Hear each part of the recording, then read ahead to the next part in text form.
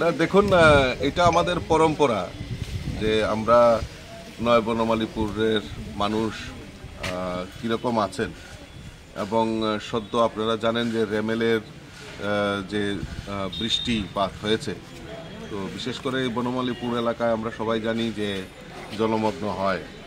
তো সেই কারণে এবং সরকার গত দুদিন আগে আপনারা দেখেছেন মাননীয় মেয়র কমিশনারকে নিয়ে এই বনমালীপুর এলাকা আমি ভিজিট করেছি এবং যে জমাট জলের যে সমস্যা আমাদের সরকার সদার্থক ভূমিকা নিয়ে সেগুলি দ্রুত নিরসনের জন্য পদক্ষেপ নিয়েছেন এবং আগে যেভাবে ঘন্টার পর ঘন্টা জল দিনের পর দিন জল দাঁড়িয়ে থাকতো, কিন্তু এখন আমাদের সরকারের সদিচ্ছার ফলে যে কিছুক্ষণের মধ্যে এই জল নিষ্কাশনের ব্যবস্থা এরকম করে দেওয়া হয়েছে যাতে জল যাতে এক জায়গাতে না দাঁড়ায়।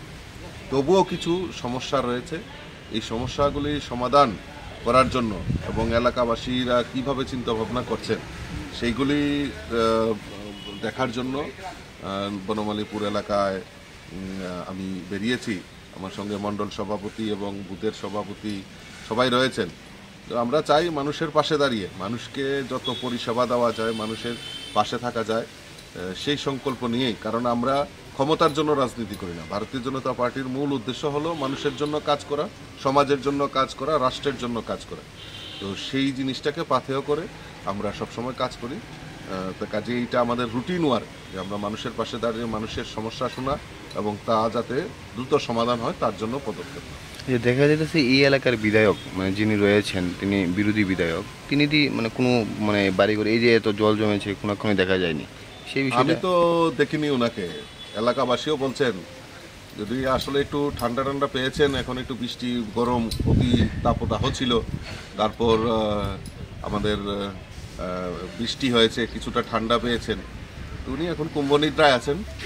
তো আমি বলবো কুম্ভনিদ্রায় থাকুন, কারণ তারা রাজনীতি করে শুধু তাদের নিজের ব্যক্তিগত স্বার্থকে চরিতার্থ করার জন্য। তাদের কাছে মানুষের পরিষেবা, মানুষের কাছে পাশে দাঁড়ানো এটা তাদের মূল বিষয়বস্তু না।